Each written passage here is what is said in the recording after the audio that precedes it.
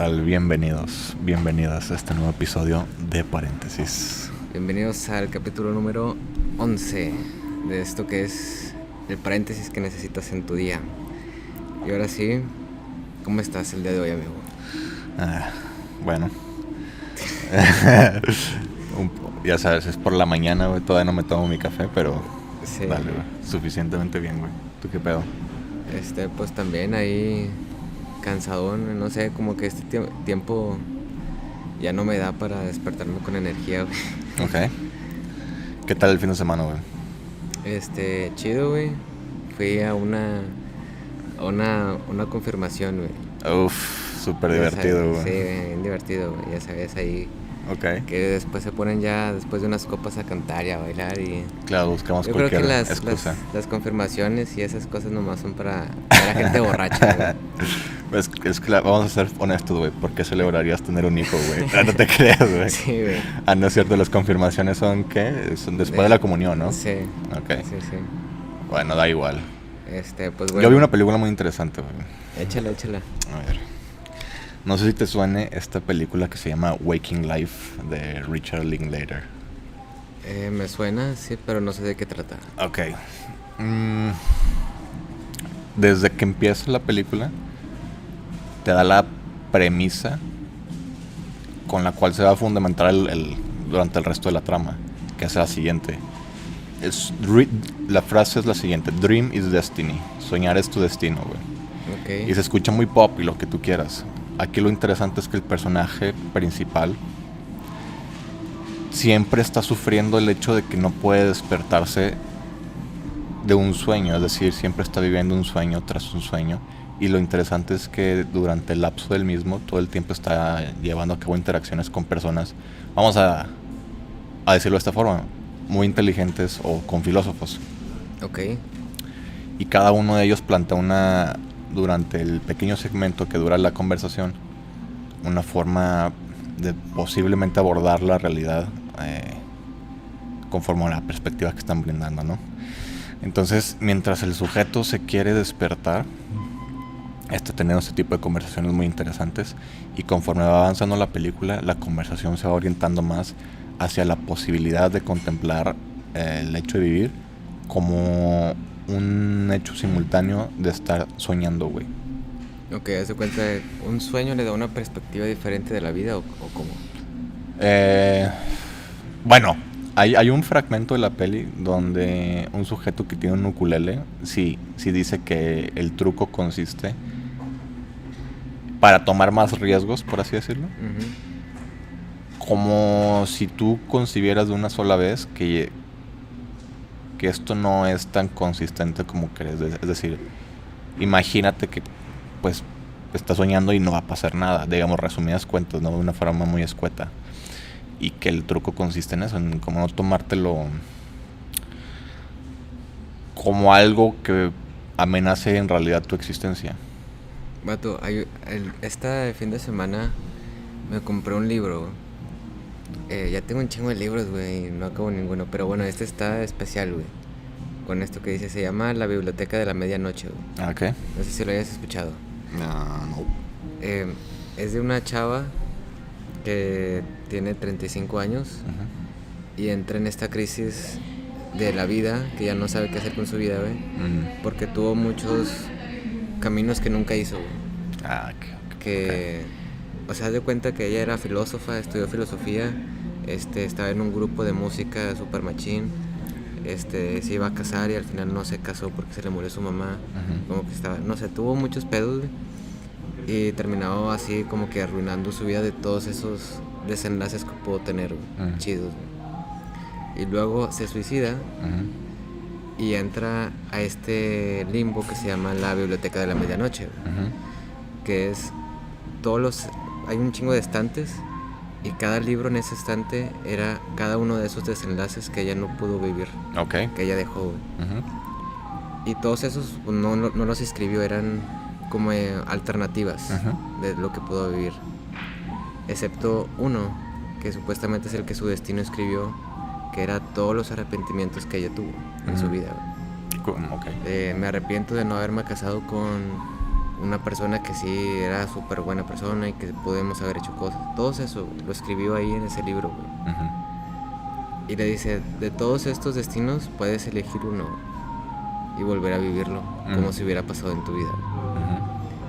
Entonces, para ligarlo con lo que tú dices de la película, güey, ¿qué hubieras hecho tú si hubieras estado en la misma situación de que te dieran a elegir una alternativa de tu vida, güey? No sé, güey. A mí me parece... Entonces, si hubieras podido cambiar algo de tu vida, lo hubieras hecho, güey. No, güey. No, creo que no, güey. Porque lo que me constituye son mis recuerdos. Y precisamente en esta película que te comento de Waking Life, hay una conversación entre dos chavas que hablan de cómo una persona tiene la necesidad, por ejemplo, cuando muestra una foto suya cuando era un bebé, de que recién nacido, tiene la necesidad de generar lo que Nietzsche mencionaba como ficciones útiles. Creas toda una historia para decir, yo soy ese bebé o yo fui ese bebé. Tú ya no eres ese bebé, ni siquiera celularmente hablando, güey. O sea, mutamos cada 7 años. Todo nuestro cuerpo es diferente, güey. O sea, completamente, celularmente hablando, cada 7 años. Entonces pasa mucho eso está comprobado, que cada 7 años cambiamos. Y pasa mucho lo que... Hay una paradoja griega que es la paradoja o la historia del barco de Teseo, güey. Es un barco que parte del punto A al punto B. Y este barco, güey, pues va sobre la marcha, sobre el océano. Pero conforme avanza, los mismos tripulantes están cambiando sus maderos, están cambiando... Vaya, están recomponiendo y cambiando al mismo tiempo el barco, al grado de que cuando llega al punto B... Es otro destino. Es totalmente otro material el que lo compone. Pero sigue siendo... La pregunta es, ¿sigue siendo el mismo barco, güey? Siendo que ya todas las piezas que lo cambiaron, que ya no son las mismas piezas con las que partió, güey. Sí. Pero al mismo tiempo es la misma tripulación. O sea, ¿sigue siendo el mismo barco? ¿No es el mismo barco? Bueno, nosotros somos las mismas personas, güey.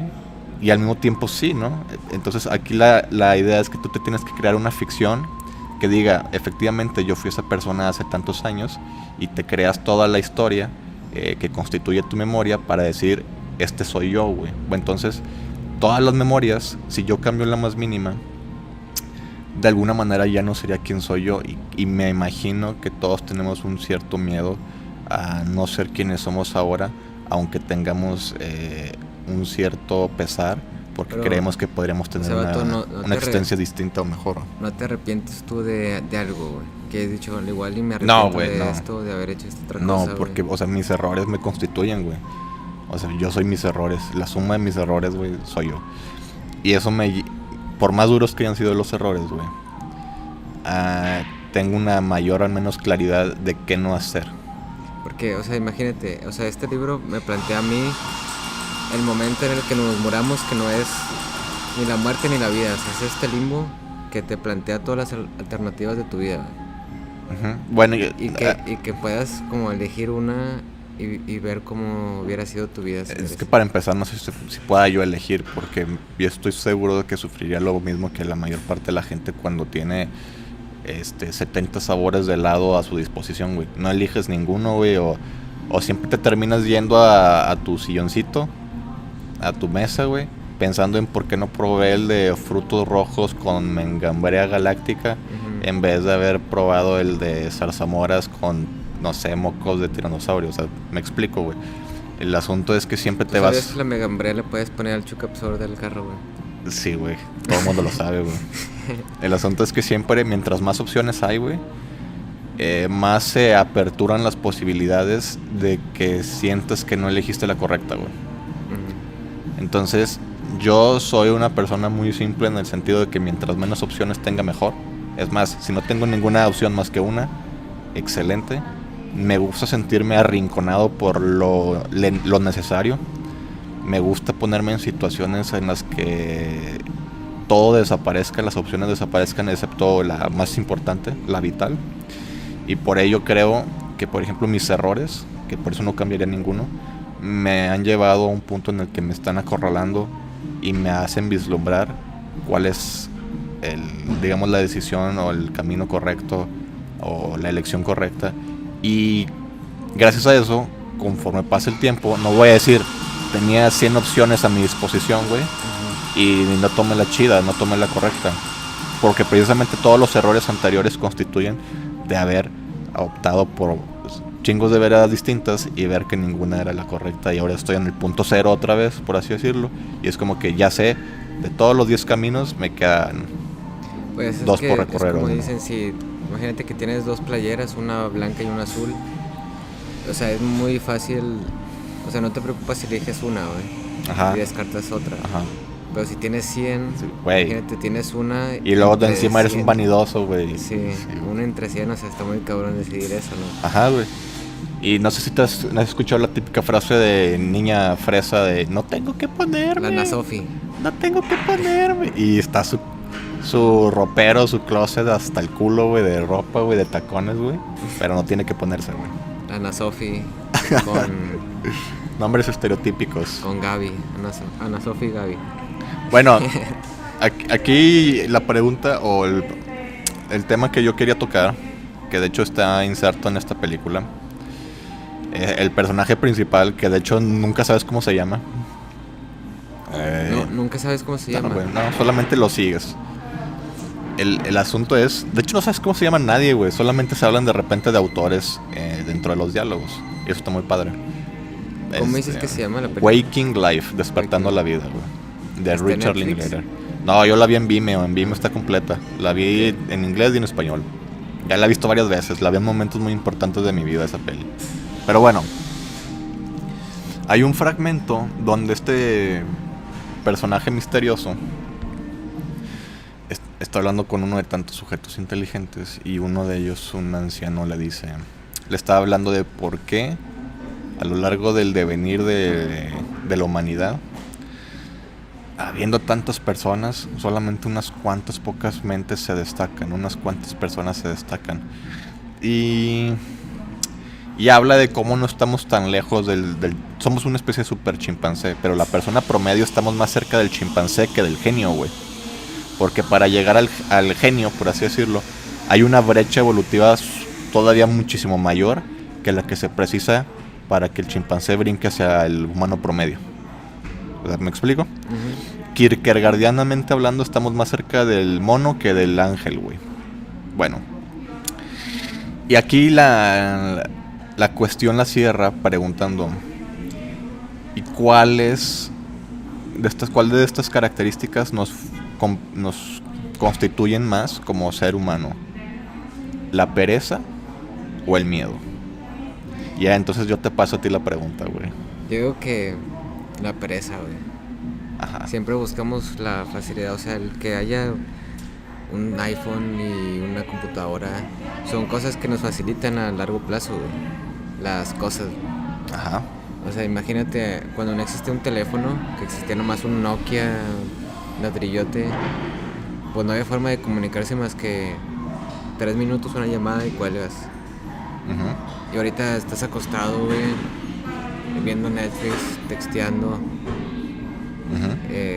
trabajando en la computadora, o sea, es como que todo muy fácil. Entonces el hacer una cosa, yo creo que se convierte en pereza más que por miedo. Yo creo que yo podría tratar de ser abogado del diablo y decir que el miedo, pero también pienso que es la pereza. Y me recuerda mucho a un libro de Ortega y Gasset, que si no me equivoco es el de la rebelión de las masas. Y ahí maneja el concepto del hombre noble. Y se liga mucho con esto porque el noble, no recuerdo si Ortega y Gasset lo maneja etimológicamente de dónde viene la palabra noble, pero el origen de la palabra noble o del sujeto noble es, eso sí lo recuerdo muy bien, del sujeto, de la persona esforzada, güey. El que se esfuerza por sus logros termina siendo reconocido. Ujú. Y esto me recuerda mucho también al principio del libro de la metafísica de Aristóteles, donde habla que la primera persona que desarrolla la técnica, pues también se logra ganar cierto prestigio ante la comunidad que representa, porque pues sí, es efectivamente les va facilitando la vida con los descubrimientos, con los hallazgos tecnológicos que va desarrollando. Pero en este caso, güey, habría que pensar si nosotros estamos o sea, no, nuestra condición neurológica, nuestra condición biológica está cableada de tal manera, güey, que solamente queramos perpetuar el status quo. Es decir, güey, estamos creados naturalmente para la mediocridad, güey. Y habría que romper, güey, habría que ir contra natura para poder llegar a ese grado de genialidad, güey. Pues no sé si mediocridad, güey, pero no sé, es que es lo que te decía, güey. O sea, somos humanos con más herramientas que hace 1000 años, pero con los mismos problemas de siempre, güey. Y eso no ha cambiado a pesar de que tenemos más herramientas y más cosas, güey. Entonces yo creo que eso no viene, no sé si se puede llamar meritocracia, güey, o ser alguien mediocre. Porque si hasta te fijas, güey, las leyes las aplicamos no porque sea meritocrático la cosa, güey. O sea, te pongo un ejemplo, el movimiento feminista, que te dice, es que debemos de tener más derechos, más privilegios, lo que sea, güey. Pero eso no lo buscan porque tengan o lo merezcan, güey. O sea, lo buscan simplemente por ser mujer, digamos. Y en la humanidad es así. O sea, si te fijas, los que son los sindicatos buscan más privilegios, pero no porque se lo merezcan, sino porque nada más son trabajadores y son personas. Entonces, o sea, la humanidad, yo creo que en ese sentido es como tú dices, mediocre, güey. Se puede decir que es mediocre porque busca tener más ventajas, pero no porque se lo merezca, sino por tenerlas nada más, güey. Pues no sé qué tan malo sea ese asunto, porque el hecho de que estén disponibles, ¿por qué no tomarlas? Porque eso me recuerda también al hecho de que existe riqueza, solamente que está mal distribuida, güey. Porque un porcentaje muy importante de la comida que se produce a nivel mundial se tira, güey. Estamos hablando de un 30% como mínimo. Y tenemos luego, o sea, existen lugares, güey, donde hay gente, obviamente, que está sufriendo la ausencia de estos alimentos. Entonces, existe lo que producimos y existe la posibilidad de replantearse la redistribución. Entonces, si existe un derecho, ¿por qué este derecho no puede ser accesible a todos los demás? Pero no creo que nos estaremos desviando de la pregunta medular, que es si la pereza o el miedo es lo que nos constituye. Entonces, yo no creo que optar por la adquisición de un derecho sea una cuestión de una comodidad orientada hacia la hueva y se acabó. No, creo que cuando una persona, una sociedad aboga a favor de un derecho, aboga a favor de la posibilidad de partir desde un mismo punto que la mayoría e idealmente hablando que de todo el resto de la gente, para tener el mismo tipo de oportunidades en caso de que todos se esfuercen igual.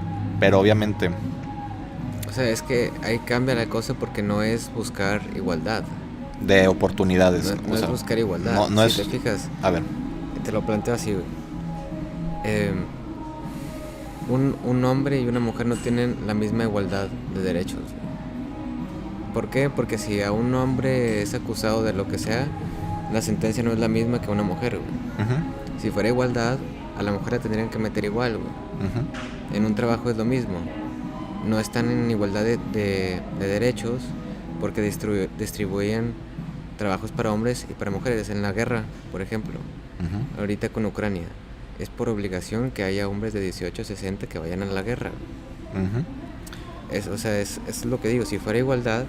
Pero ¿a qué momento brincamos de la pereza a la lucha no sé, güey. O sea, derechos? es lo que te digo, o sea, yo digo que es pereza en el sentido de... que las personas ya no se conforman con la comodidad, güey. Nos conformamos. Sí. Por eso es que tenemos ahora más tecnología, más herramientas y nos acomodamos a esa comodidad. Pero eso es a lo que quiero llegar, güey. Si existe, digamos, la tecnología como un derecho o una cuestión legal, una cláusula, lo que tú quieras, y tú puedes acceder a ello, ¿por qué no pedirlo? ¿Por qué no demandarlo? Creo que aquí el giro de tortilla, güey, el cambio de cara de la moneda sería: ¿en qué momento nosotros nos concentramos en nuestras obligaciones, güey? ¿Me explico? O sea, nos concentramos todos en nuestros derechos y en nuestras comodidades. Bueno, ¿y quién en su sano juicio, güey, quiere hablar de lo que le corresponde regresarle a la sociedad, güey? Nadie, güey. O bueno, unos cuantos, estoy generalizando bastante. Pero nos resulta mucho más cómodo exigir, güey. Y no te pones a pensar, güey, siendo feminista, siendo pro vida, pro suspensión de la vida del feto, lo que tú quieras. O sea, X-ismo, güey, lo que tú quieras. ¿A qué momento te pones a pensar de que lo que ahora lo que conviene, lo que se requiere hacer es pensar en las obligaciones, en la forma de retribuir? Y yo creo que esto está orientado como una posible respuesta a la pregunta que se planteó el viejo en la película: ¿qué nos constituye más, la pereza o el miedo? Yo creo que lo que estoy planteando en este momento está vinculado tanto con la pereza como con el miedo, güey. ¿Por qué el miedo? Porque estaría cediendo poder, me imagino. Una posibilidad, una hipótesis. Estaría cediendo poder. Y es como cuando los países dicen: yo no me voy a desarmar nuclearmente hasta que tal país se desarme primero nuclearmente. Y nadie quiere desarmarse porque siente que si se desarma, el otro lo va a chingar. Sí, Entonces yo me imagino que en esta cuestión de abogar a favor de los derechos, pero no de las obligaciones, es como que yo no voy a pasar ese terreno primero, porque si no mi oposición, el que tú quieras, que cualquier ismo esté enfrentando, me va a comer el terreno, güey. Entonces todo el mundo está concentrado en el exigir derechos porque no quiere ceder ese terreno que se ha ganado con cualquier tipo de dificultad, de disputa, de problemática concretada. Pues es que yo siento que el miedo viene también de la misma flojera, güey. Ok. Porque, o sea, ¿por qué tú darías algo cuando algo que tú ya tienes, como dices, güey, por mejorar algo? Pues yo lo veo mucho como Platón lo menciona en el libro de la República cuando habla de la gimnasia. Él dice que la gimnasia es un ejercicio muy penoso de llevar a cabo, cuyos resultados son los que nos agradan. Entonces lo que le tenemos miedo, y yo estoy un poco de acuerdo con lo que tú dices, que el miedo surge de la pereza en este sentido, porque lo que nos da miedo es miedo a sufrir. Entonces, ¿quién rayos dice: tengo ganas de hacer hoy 200 sentadillas y rápido hasta que se me quemen las piernas? Nadie quiere sentir ese dolor, güey. Es que tengo que llegar primero al maratón, o sea, güey. O sea, es como porque tengo que ir a andar haciendo todo eso si estoy a gusto aquí. Sí, estar acá viendo Netflix, comiendo un helado, chingo de pizza y Coca-Cola, güey. O sea, yo entiendo perfectamente ese lado, porque quién rayos no ha estado ahí, güey. Pero también comprendo que lo que le da sentido a la existencia tiene mucho que ver con cómo uno oriente sus obligaciones y cómo uno oriente lo que siente que le tiene que retribuir a los demás. Si uno nada más estira la mano, güey, y exige derechos, creo que eso es lo que constituye a uno como parte del status quo, como parte de un grupo multitudinario de personas sin rostro, que lo único que hacen es, o lo único que buscan es calmar la angustia de la existencia, de momento a momento, de momento a momento, de momento a momento, sin una mira a largo plazo de concretar una verdadera felicidad, sino solamente un acallamiento de un montón de pasiones que cada vez se van volviendo más hambrientas y cada vez van demandando más, güey. Y si te pones a pensarlo, güey, nunca se van a callar hasta que uno se muera, güey. Pero sí me he fijado que con el esfuerzo, lo mucho o poco que yo haya hecho que requiera esfuerzo, esas voces se callan, esos deseos se callan, güey. Y por eso decía Epicteto, güey, un estoico, que primero fue esclavo y después ya sí fue liberto, si no me equivoco. Decía que el deseo y la felicidad no son compatibles, güey. Sí, o sea, porque el deseo nunca se va a acabar, güey. O sea, lo cumples y vas a tener otro deseo, y vas a tener otro deseo, y la felicidad nunca va a llegar, güey. No. O sea, por eso, exacto, a través del deseo, no, la felicidad nunca va a llegar, güey. Yo por eso creo que mucho el pensamiento de Schopenhauer, güey, que dice que la felicidad, o sea, es menos sufrimiento, güey.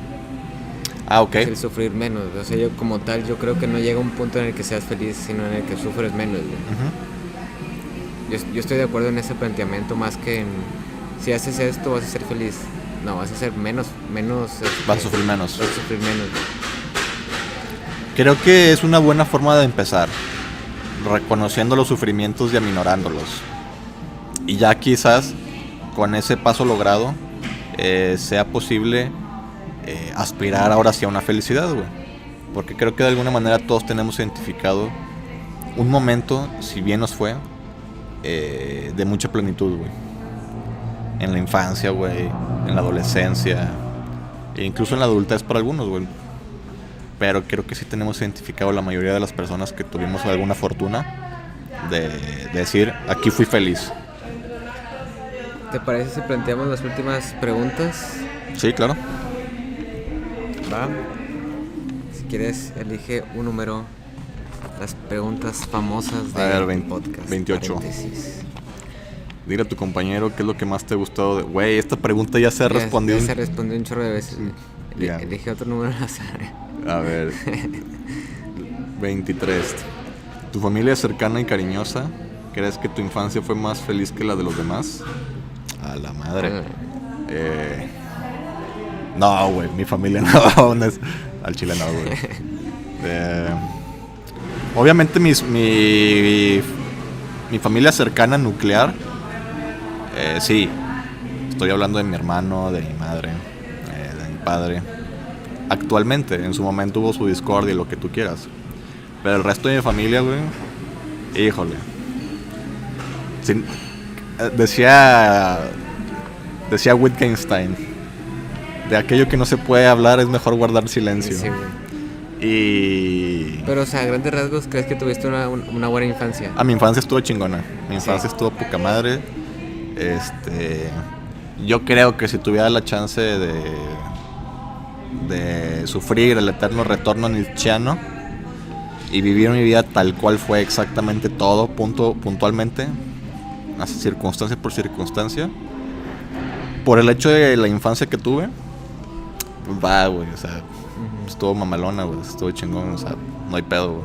Sí. Ya todo lo demás, el sufrimiento subsecuente, pues ya lo pagué, o sea, no me acuerdo quién decía que le sufría, o sea, que le causaba mucho pesar contemplar sus momentos de felicidad porque se preguntaba, ¿cómo diablos me va a llegar la factura por este momento feliz, güey? Ajá. Y yo creo que toda la factura que yo estoy pagando ahorita es por la infancia que tuve muy chida, güey. Sí, güey. Y pues bueno, ¿tú, güey, qué pedo? Yo creo que sí, o sea, en general, o sea, mi familia también, como dices, o sea, nuclear, de papás, hermanos, sí, es chido. Y extras de familia más fuera, digo que regular, güey. Ok. Y de infancia, güey, yo creo que sí, güey. Una buena infancia, güey. O sea, la volverías a vivir, güey. Sí, güey. Es que la neta, o sea, yo creo que nuestra infancia, como no nos tocó tanto de jugar PlayStation y esas cosas, güey. Entonces yo creo que estuvo chido, güey. O sea, no me hubiera gustado vivir mi infancia en esta época, güey. Ah, ya. No, yo sí fui mucho de... Yo creo que mi infancia estuvo chingona, güey. Porque fue muchos videojuegos, pero también fue travesura. O sea, fue balanceada, güey. Sí, sí. De repente hubo momentos, sí, bien inclinados hacia los videojuegos, pero también tuve momentos bien, pues de muchas travesuras, ¿no? Entonces estuvo padre. Sí, es que eso es lo chido, güey. Digo, existían, pero no era como que todo el día o eran así como ahorita, güey. Ajá. Que ahorita ya... ¿A quién ves jugando en la calle, güey? Nadie, güey. No, ya sé, qué horrible, güey. Todos están en un iPad o en la computadora, güey. Eso sí, güey. ¿Tú qué rollo, güey? ¿Vas a aventarte una pregunta? A ver, dice... No sé, güey, a ver, el 8. Di 3 cosas que creas tener en común con tu interlocutor. A ver. 3 cosas en común. Pues yo creo que gustos de lectura, güey. Ujú. Siento que eso es algo común, güey. Creo que... no, está cañón, güey. Yo ni siquiera sé qué es 3 cosas que tengo, güey. Tenemos extremidades. Extremidades, que somos humanos. Y que nos gusta como razonar, güey. Yo creo que esas son 3 cosas que diría yo. Pues sí, así es. Yo añadiría el gusto por el café. Aunque en este momento no hemos tomado ninguno todavía. Y pues pues sí, creo que coincidimos con esos 3 puntos totalmente. El gusto por la reflexión. Sí, güey. Pero, a ver, antes de cerrar, yo me quedo mucho con una idea. En este capítulo no lo había citado, pero lo citaré. A Walter Benjamin. Que él hablaba En que todos los capítulos tienen que aparecer Walter Benjamin. Sí, siempre voy a hablar de Walter Benjamin. Al menos así lo voy a hacer durante algunos meses. Pero me acuerdo que él hablaba de la importancia. Es más, que la reflexión es un acto de la vejez. Y que lo que importa, o que no que la reflexión no importe, pero la reflexión es un acto de la vejez. Y para uno recuperar y para poder remediar su presente debe estar al tanto. Mejor dicho, tiene que estar concentrado, güey. Es diferente la reflexión a la concentración. El aprovechamiento de la oportunidad, güey. Pero quizás el aprovechamiento de la oportunidad podamos dejarlo para otro episodio, güey. Solamente quería hacer este pedo de que la reflexión es un acto de vejez. Y que quizás lo que haga que rejuvenezca al avejentado es la concentración en el momento para aprovechar la oportunidad cuando se presenta. Pero para después. Vámonos, ahí nomás quedó. Órale. Pues ya estuvo, raza. El próximo capítulo se viene bueno. Y pues suscríbanse. Estamos ya en Spotify, Apple Music o Apple Podcast. En YouTube también. Si no quieren suscribirse, no se suscriban, pero ahí gracias por escucharnos y llegar hasta este momento. Pues ya está, racita. Nos vemos. Vale, bye.